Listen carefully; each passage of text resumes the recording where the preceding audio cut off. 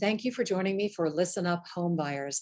I'm really excited today to talk to some of my fellow members in the National Association of Exclusive Buyer Agents. These ladies have taken time out of a really busy, crazy spring market to share their experience and their wisdom with everyone about how they're helping first-time homebuyers and how we're all trying to navigate this really difficult spring market of 2021. I'm Victoria Ray Henderson. I'm a broker with the Buyer Brokerage in McLean, Virginia.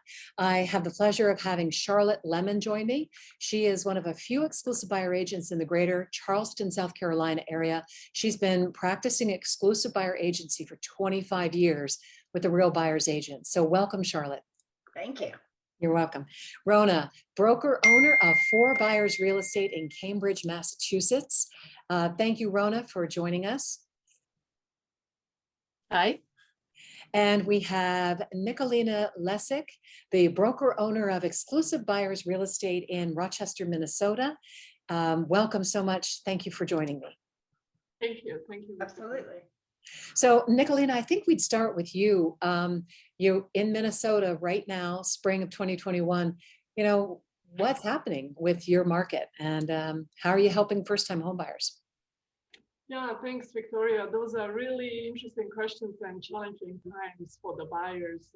We are experiencing, as many of you, multiple offer situations.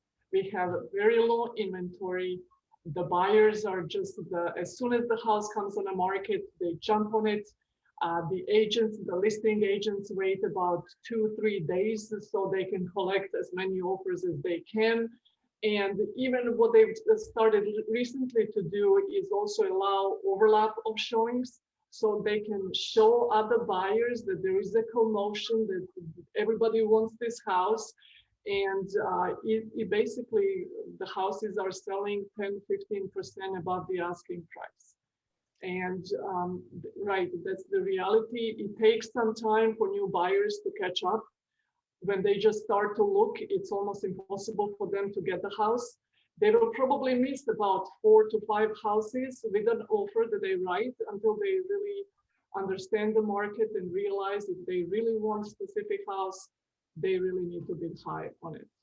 And more than likely also decline inspections and even be willing to cover the difference between appraisal and the offer price, which is something that I don't advise the buyers to do. I don't ever suggest to go that route, but the competition is doing it. So that's what we are against. And we hear you. Rona and Charlotte, just jump in. Obviously, you've been having similar experiences. Yeah, we're both making those faces, aren't we, Charlotte? Do you want to go first?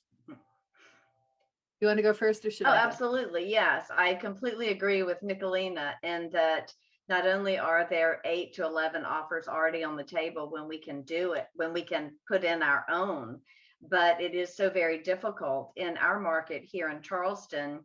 Yes, we have a lot of buyers and not enough inventory, just like we've been saying in this call and for the last couple of years. But with Condé Nast getting behind the idea that Charleston is the #1 place to live in the nation, sometimes, for instance, last week we had a house that was listed at $950,000. The buyer ended up offering $1 million, which to your point is overpriced because even at $950,000 it wasn't priced properly. So the buyer came in and the agent actually stipulated that there were 100 buyers looking at that house for sale. 100 buyers looking at one house. I mean, it is crazy. And the only thing that I can say is that I really hope the appraisers will start doing a better job of appraising houses properly so that we can bring these prices down. But the frenzy exists, and I don't know when it's going to end. Yeah, and I think the biggest part for us as exclusive buyer agents is we care about what the buyers are experiencing, and therefore they're asking us, when is this going to end? Yeah. And it's sort of, I can be a little facetious and say, I really don't know. This is the first global pandemic I've worked through. So some of what we're dealing with is the global pandemic.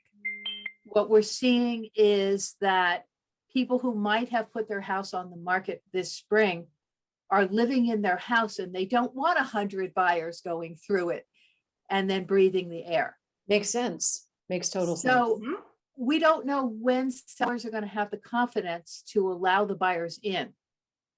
Mhm. And that creates a position where people who have houses that are too big for them aren't selling them. Mhm. And therefore, the people who want to move out of the cities into the suburbs, into the bigger houses, can't get in there. And then some of those people who were going from the bigger houses back into the city, and I'm around Boston, so not only Boston, but when I say city, I'm also talking about Cambridge and Somerville and Brookline and some of these small residential cities right outside of Boston. Compared to when I'm saying suburbs, I'm talking about Wellesley and Newton and places that have, lawns and parks and Right. more suburban areas. Mhm. So we've got this log jam, and we had this log jam before we had the pandemic. And the pandemic has just made it worse.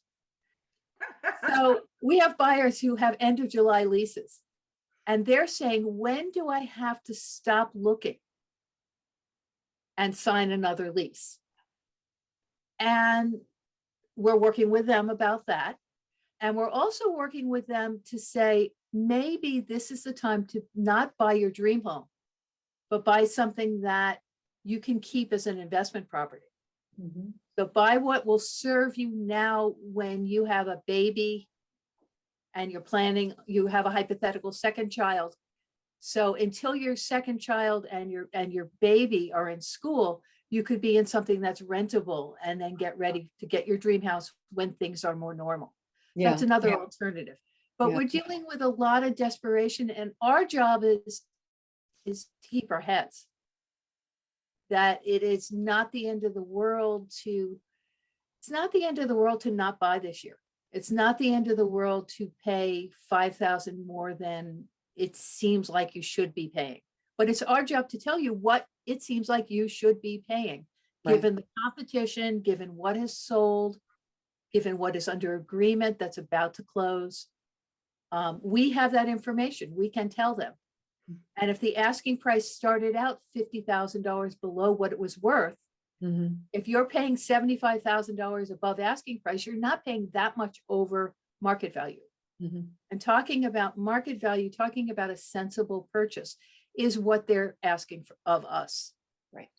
Right. In the middle of a global pandemic. Right. I mean, we, in a sense, I feel like the job is to be sort of almost like a gatekeeper, but a protector, a kind of a buffer for our buyers.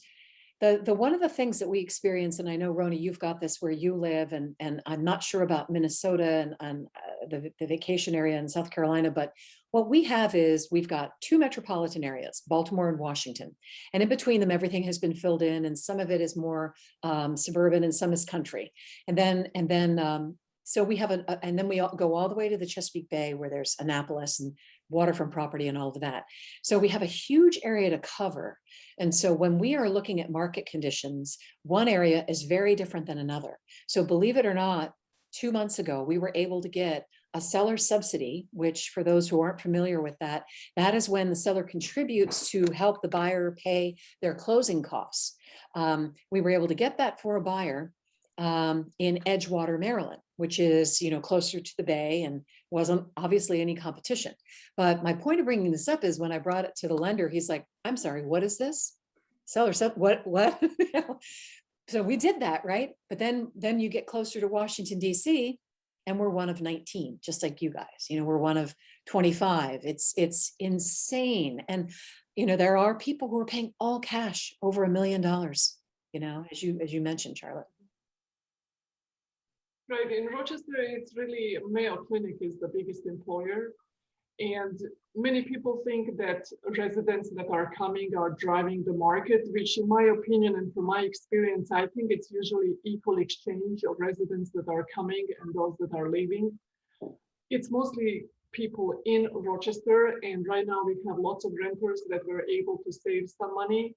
And because of the rates, mortgage rates being very low, they want to buy, they want to become the owners, and they want to invest in their own property, but they are entering the market at very challenging times, as we are all saying. And I, just like Rona, I always just tell them, do you really have to have it right now? Are you, and some of my buyers right now are really on month-to-month rent, which really gives them flexibility and gives them a little bit pause not to go really very high on the price when they are writing an offer. And I think they seem to understand what's going on, but like I mentioned in the beginning, they will lose few houses before they will settle on a specific one that they really like and they are willing to bid higher than they usually are. But what we are building in Rochester, are majority of these buildings are for senior citizens, and they are not really condominiums or townhomes. They are really rental places. And I just don't know why they are building those in large numbers versus condominiums. We only have few downtown condos in Rochester that were built at the end of 70s, maybe 69, one of the buildings. And they do require lots of maintenance. The association fee is high. But these units right now, they seem to be sitting on the market. I just had buyer for one of the units. We were able to reduce the price a little bit. Yay. But yeah, but the rest is just really flying off the table. It's really going fast. And yeah. I'm seeing very similar things in the Boston market. And Nikolina touched on something that's sort of important. Not only is the inventory depressed because of the people not being able to sell because of COVID, but also the demand is increased for two reasons. The low interest rates is really a piece of it.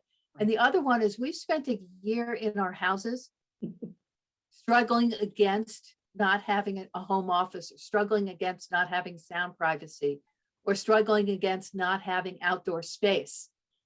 And people are really good and sick and tired of where they live. And therefore there's anxiety about getting out of it. Right. And therefore the places that are not a good place to spend a pandemic are somewhat softer. And we are getting some deals there.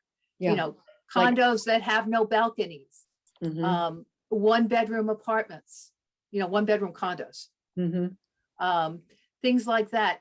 Any place where you can get something bigger with outdoor space for the same price. The things that don't have outdoor space or only have 1 bedroom or sometimes 2 bedrooms are somewhat depressed and somewhat softer. It's true. Yeah. And it all makes sense, but it's making the life of a buyer broker hard. And it's hard because it's making the life of all our buyers really hard. Yeah.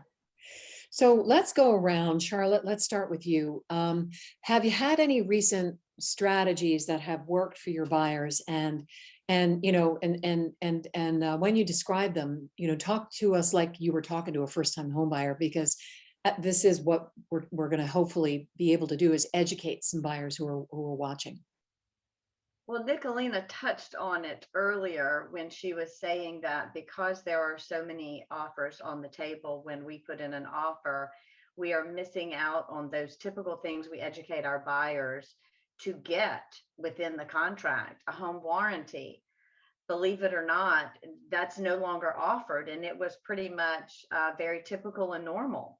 In our area, we also tend to always get the transfer of the termite warranty in the buyer's name at closing. And now again, because contracts have to be so clean and so simplified just to get a look, we're removing that as well. Now we can always pay the transfer fee and get it. And a transfer fee is typically $150 to maybe $300, and a home warranty is probably $700. But the bottom line is, as we educate our clients that are buyers, typically the home warranty, the termite warranty, and sometimes closing costs, which now are almost impossible. But thankfully, I have found a couple of clients this year where we have found the ideal house, whether it was a for sale by owner or in what Rona mentioned is a softer area. And we've been able to get not just repair costs to remove thousands from the price, but also a few other items, which has been very helpful. So at the closing table, my client will be paying for the home warranty and the transfer themselves, Mhm. but at least we got a reduction on the price in order to do that. Right. But as far as, I mean, we've all talked about, when is this going to end? My clients, unfortunately, that I have been dealing with currently, I've got a few coming in this month and next that don't need to buy until later in the summer or fall. But for right now, all of my clients need to purchase now. So I am doing a lot of virtual tours and walking through houses with my clients. I always stress, how much do you want the house? Because I cannot predict what another buyer is going to offer. I have started asking listing agents more about the offers that are on the table so that we can craft our offer better to the seller's expectations. The number one expectation of a seller is not having to rush to get out of the house. So knowing exactly what would be an ideal time frame for them seems to be very important. We also offer up a little bit more earnest money. I don't know why that seems to help, but for the last several years, I've been doing that. Can you touch on what earnest money is, just for people listening who don't know? Earnest money, typically in my market, and I have learned it is different in other markets. If you're looking at a $500,000 house that's up to $599,000, we typically will put down $5,000 in earnest money to be put in escrow. And that pretty much is the reservation, like I like to call it, for my clients that are first-time home buyers, that they're going to be buying the house. Mhm. You don't have to have escrow in South Carolina when you put a contract on a house, but it is typical that you do.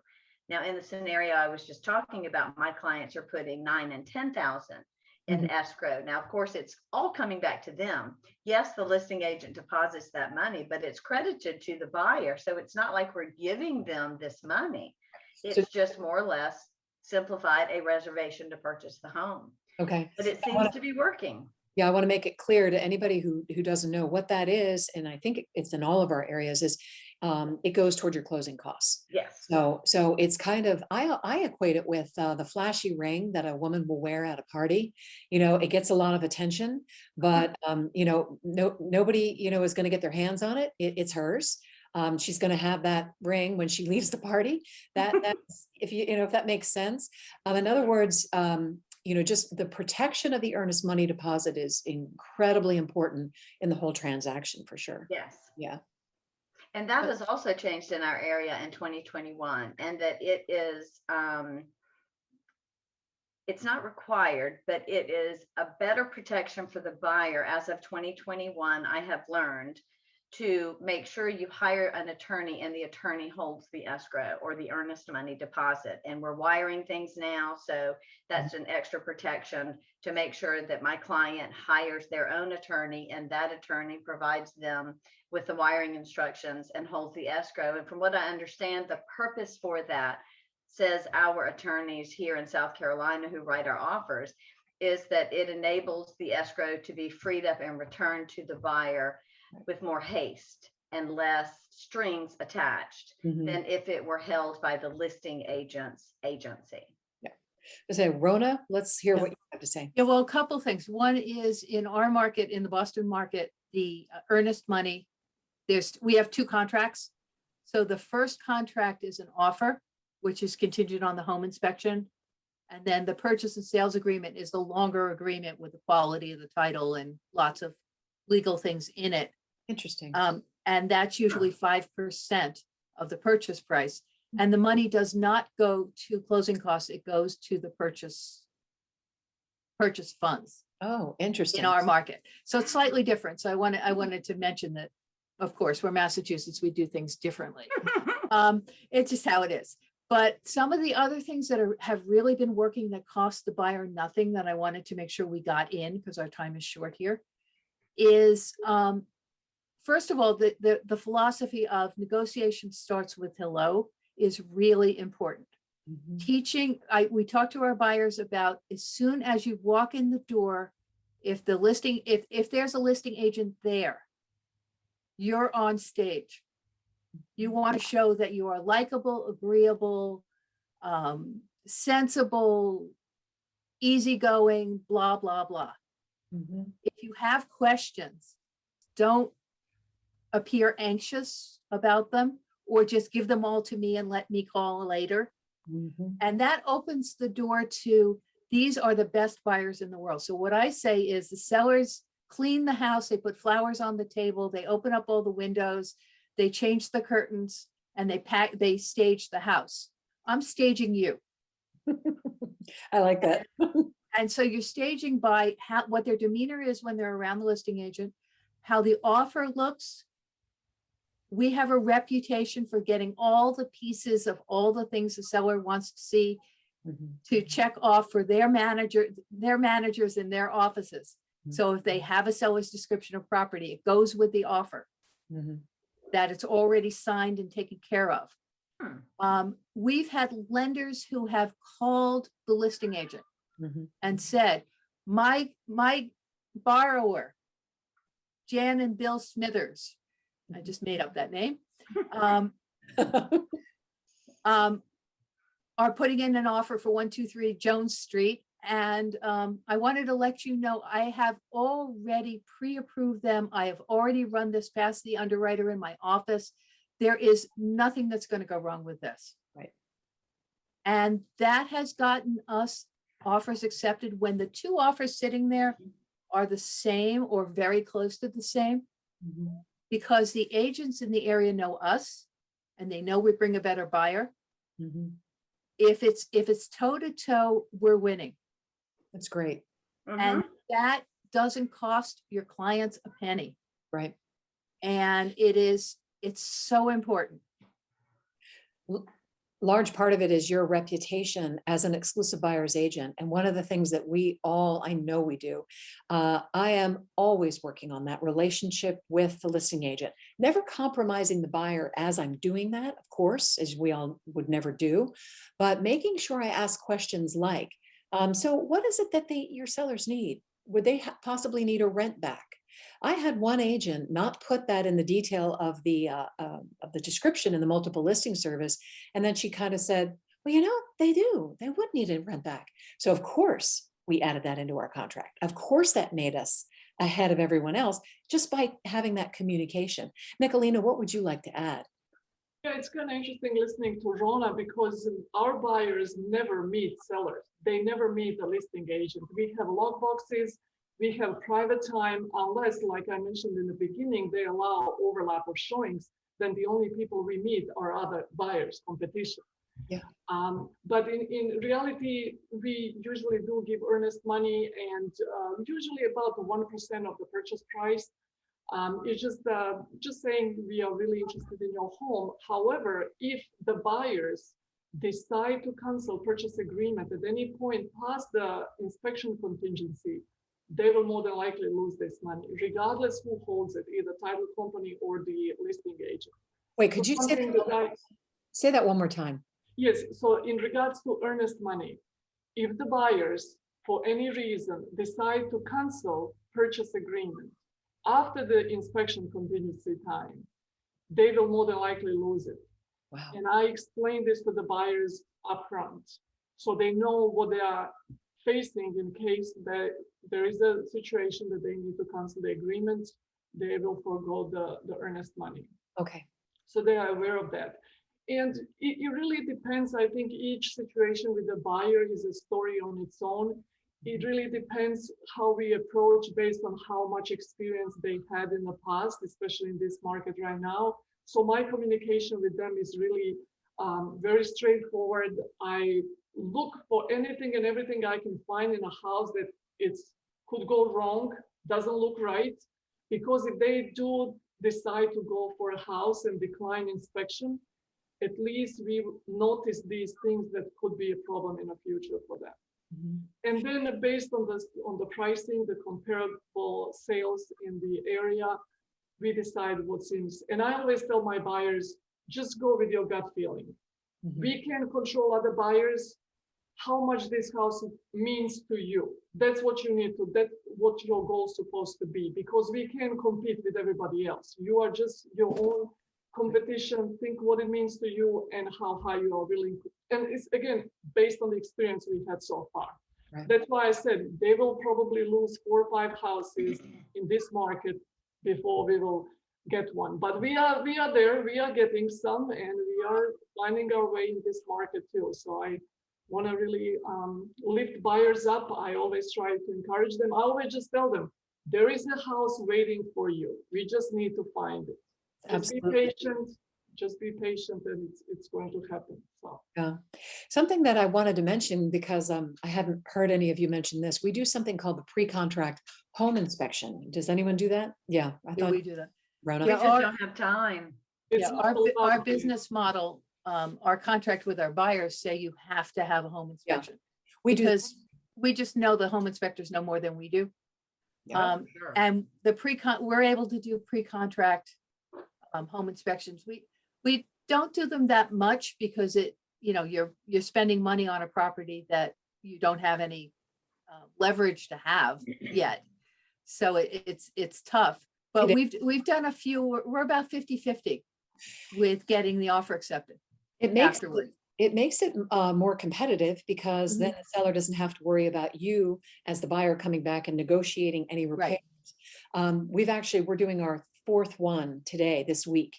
And we have had it work for us, because we want our buyers to be informed about the house. We want them to know what's wrong. And we also want to make sure that they understand what they're getting into. One of our pre-contract home inspections, our home inspector went into the crawl space. This is not a small man. I don't know how he got in there. I was kind of in there after him, taking video, and he's crawling around in there. And when he came out, we both were like, we're not moving ahead. That crawl space, I told him I was going to write a blog called the demons in the crawl space, or I can't remember now what I said, but it just got worse and worse and worse. And I'm like, yeah, we're not going to say that you should move ahead with this. Buried oil tank, abandoned electrical wiring thing that had been recalled. I mean, it was just dead mouse. Not that that mattered, but I mean, it was just like one bad thing after another. And I was like, oi, we got to get out of here, Does anyone have anything you'd like to share here, Nikolina? If I may just jump in, some of these agents allow only 15 minutes to walk to the house. So there is no way they would allow us to bring an inspector. I mean, unless you know somebody or who is willing just to walk through with you and maybe can point to things that you are not seeing. But other than that, it's just almost impossible in this market to do it. And plus, the buyers wouldn't be willing to pay $350 for any kinds of inspection beforehand if they are not sure that they are getting it. That's why it's usually done after the contract is signed. And many times right now, buyers are declining it just in order to have a higher chance of getting a house. Sure. Yeah, and I think all our markets are different that way. Yeah. I have a question I would love to hear y'all's comments regarding, because only once in all these years in real estate did this happen, and it was that my buyers wanted to write a letter to the seller. And the only time this has happened until this year was probably 15 or 18 years ago. And it was a client who had a handicapped child that was moving into a home where there was a handicapped child. So it just was perfect. And my clients were very eager to write the letter to let them know how perfect their house was for them for that reason, for their child. And yes, we ended up getting that house. But this year, to my shock, I have had clients coming out of Chicago and Colorado who wanted to write letters. And I have been reading articles that it's not a good idea. But both of those clients, we were able to get the house. And I don't know if it was more to do with the letters or that we did our homework ahead of time and we knew what we were getting into. I don't know, but is that something that y'all do in your markets? Rona, you want to start? I have been using those letters since I started as an EBA, which is almost 30 years ago. Really? And they are effective when they're effective, and they're neutral when they're not. Okay. And what's important about it is that it's pretty easy to violate fair housing rules. So it's becoming a thing for the listing agents the agents that are representing the sellers are afraid of being accused of discriminating Right. if the buyer says they're specifically not in a protected class. So, you know, back to the Smithers that I made up before. I'm Jill and Bert Smithers. We're white Christian heterosexual people with 2 children. Now, they don't say that, but if they have a picture of a man and a woman and 2 children and a dog, they have basically said that if those people are white. That's right. You know, and we want this place because it's around the corner from our church, you know, and you can't do that. Mm-mm. And if you avoid doing that, they're very effective. And what you want to do with those letters is answer the questions that the sellers really want to know. Mhm. You're good, decent people who pay your bills. You're pre-approved. You want to be a member of the community, and you appreciate the house they're selling. That's right. Very good points. Yeah. Absolutely good point. Nikolina? Yeah, I recently also had 2 buyers that wanted, I mentioned these letters to them, but those 2 buyers really came on their own with the letters. And my basically challenge with these letters is the fact that I don't know if these agents present them to the sellers because they want to keep emotions out of the transaction. Mhm. And they might present them after the fact, but I think they are looking for the bottom dollar amount, what they are getting for the house, what seems to be best deal for the seller, and they don't want to get emotions involved. And that's why we didn't get those 2 houses with my buyers. And it seems like, even though when I read the letters, I told them I would sell them my own house. That's how nice they were. But that's the fact. I told them I don't know if these letters are going to end in the hands of the sellers. Mhm. So, Rona? And I actually went to that's why I raised my hand a second ago. I went to a webinar with counsel from NAR recently. And whenever you go to something with NAR, we all know this, but the buyers listening to us don't. That when you go to a training with the National Association of Realtors, they're talking to listing agents and we don't count. That's right. So they're talking to the listing agents and they're saying, listing agents, it is against the law for you to take that letter and not give it to your seller. Mhm. True. And if you don't want to give it to your seller, you have to have a written statement from your seller saying that they do not want to see personal information about the buyers and they want to pay attention to the dollars and cents. So Yeah. that's what NAR is telling the listing agent. So we'll see how it plays out, whether listing agents are going to listen and how that will play out over the next couple of years. Thank you for bringing that up, because that is this whole thing about the letters encompasses something very, very important, and that is that the issue of fair housing.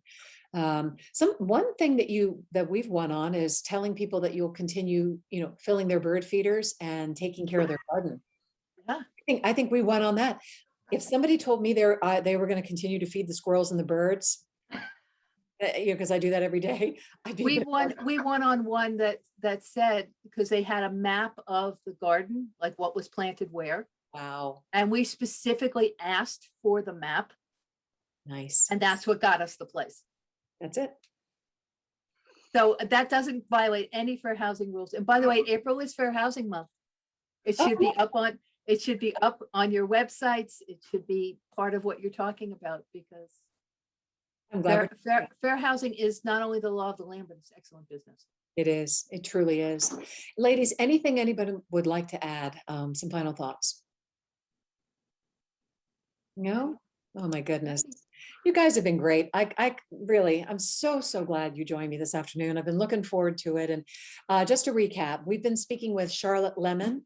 She's in Charleston, South Carolina. She's been an exclusive buyer agent with the Real Buyer's Agent for 25 years. Rona Fischman, an excellent blogger. I'm a huge fan. She is the broker owner of Homebuyers Real Estate in Cambridge, Massachusetts, serves the entire Boston area. And then Nikolina Lecic, the broker owner of Exclusive Buyers Real Estate LLC in Rochester, Minnesota. Thank you, ladies, so much for joining me on Listen Up Homebuyers. It has been a pleasure.